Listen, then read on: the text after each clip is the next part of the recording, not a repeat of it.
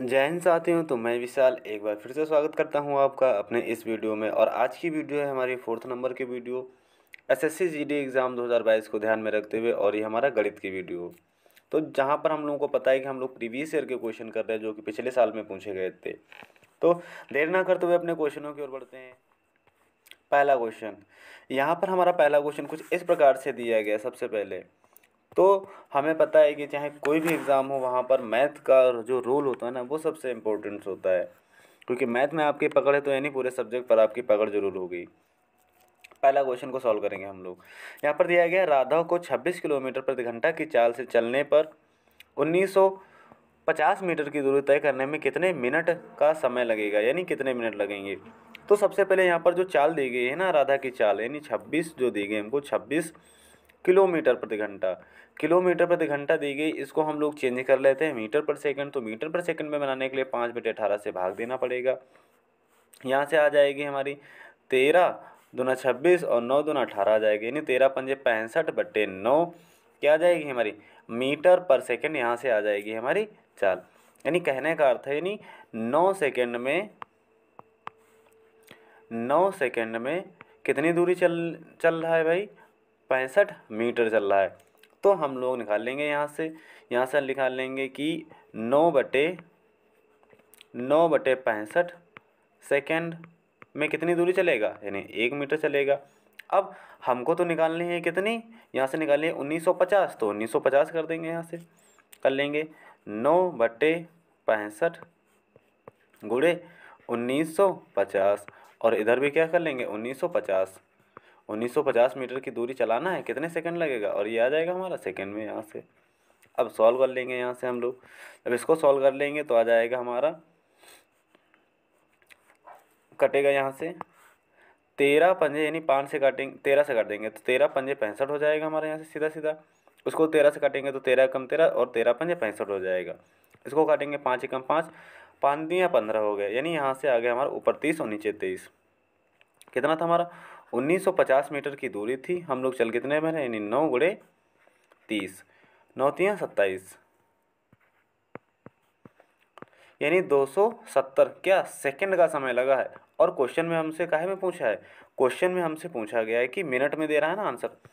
तो यहाँ पर सेकंड में है तो इसको मिनट में बनाने के लिए हमको क्या करना पड़ेगा, 60 से भाग करना पड़ेगा। तो 60 से भाग कर देंगे तो यहाँ आ जाएगा 27/6। 3 से काटेंगे 3 नंबर 27, 3 से काटेंगे 3 दूना 6 आ गया। 9/2 या 4 सही 1/2 भी क्या है मिनट। इतना मिनट लगेगा हम लोगों को। तो किस ऑप्शन में दिया गया, तो ऑप्शन नंबर हमारा बिल्कुल ए बिल्कुल करेक्ट हो जाता है। इस प्रकार से हमारा फर्स्ट क्वेश्चन हो जाता है। चलते हैं हम लोग सेकंड नंबर का क्वेश्चन। यहाँ पर सबसे पहले दिया गया कि x, यदि x का 25% x प्लस 60 के 30% से 40 कम है तो x-4 का 35% 120 से कितने परसेंट अधिक होगा, ये बताना है हमें। सबसे पहले हमको क्या करना पड़ेगा, यहाँ से x का मान निकालेंगे। यानी दिया गया जैसे जैसे क्वेश्चन बोला गया वैसे सॉल्व करते चलेंगे। यानी x का 25%, यानी x का 25% का मतलब 25 और प्रतिशत का मतलब 100 लिख लेंगे कुछ इस प्रकार से हम लोग।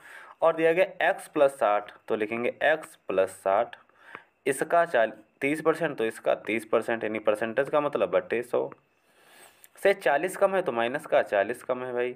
यहाँ से हम लोग x का मान निकाल लेंगे तो हो जाएगा हमारा 25x/100। और यहाँ पर हो जाएगा हमारा, यहाँ से हो जाएगा जब इसकी इधर मल्टीप्लाई कर देंगे तो हो जाएगा हमारा 30 इन ब्रैकेट x प्लस का 60 और माइनस का 4000 हो जाएगा। जब मल्टीप्लाई करेंगे हम लोग हो जाएगा हमारा 4000 और सबके बटे आ जाएगा 100। अब ये 100 से ये 100 कैंसिल हो गया तो इधर है हमारा 25x बराबर, इधर क्या बचा हमारे पास 30 के अंदर मल्टीप्लाई करेंगे आ जाएगा हमारे पास 30x प्लस 6×18 यानी 180 आ जाएगा हमारे पास। और 00 से 00 माइनस का आ जाएगा 4000 आ जाएगा। यहाँ से आ गया हमारा 4000। अब पक्षांतर करेंगे, जब पक्षांतर करेंगे यहाँ से हो जाएगा हमारा 30x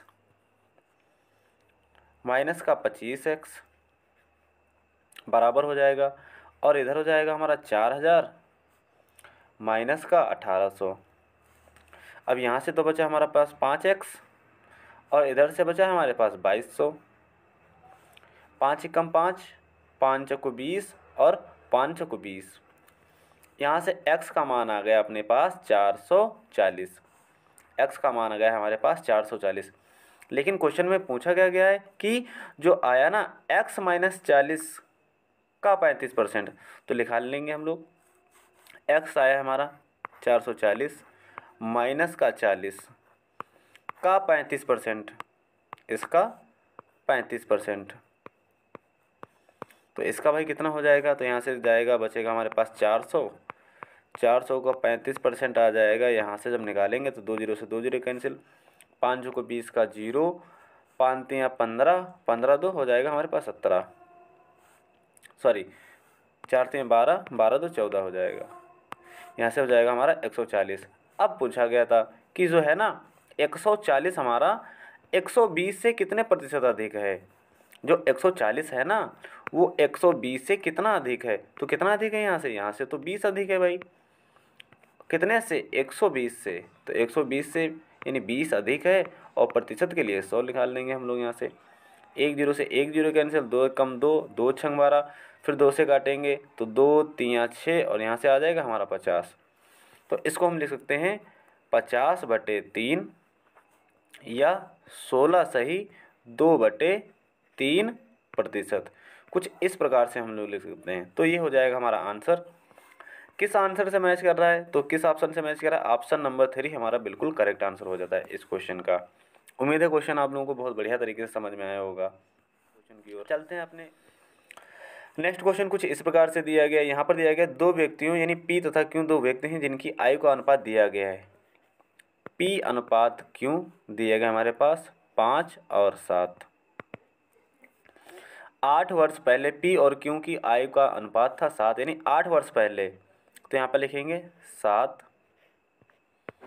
और 13। कितने वर्ष पहले था भाई, 8 वर्ष पहले। तो इस प्रकार के क्वेश्चनों को हम लोग एलिगेशन मेथड से करते हैं। एलिगेशन मेथड कुछ इस प्रकार से होता है, जो इनका अंतर दिया गया कितना 8 वर्ष का, तो यहाँ पर 8 लिख लेंगे हम लोग कुछ इस प्रकार से। अब करते क्या है हम लोग, जो एलिगेशन मेथड यानी इसकी इससे मल्टीप्लाई और इसकी इससे मल्टीप्लाई और इनके बीच का अंतर निकाल लेंगे।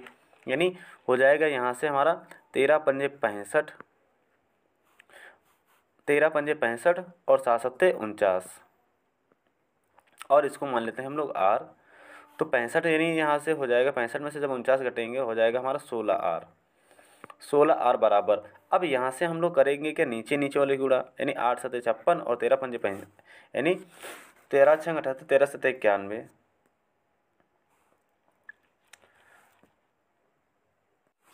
13 अट्ठे 104, तो यहाँ से आ जाएगा हमारा 104, 13 अट्ठे 104 माइनस का 7 अट्ठे 56, 7 अट्ठे 56 आ जाएगा। जब हम लोग यहाँ से हो जाएगा हमारा 16R, यहाँ से बचा कितना हमारा 48 बचा, 16 एकम 16, 16 तियाँ हो गया 48, यानी जो R का मान आ गया ना कितना आ गया, 3 आ गया। और हम तो मान के चले थे यहाँ से, हम तो मान के चले थे ये थी हमारी 5R और ये थी हमारी 7R, ये ठीक है, इस प्रकार से मान के चले थे।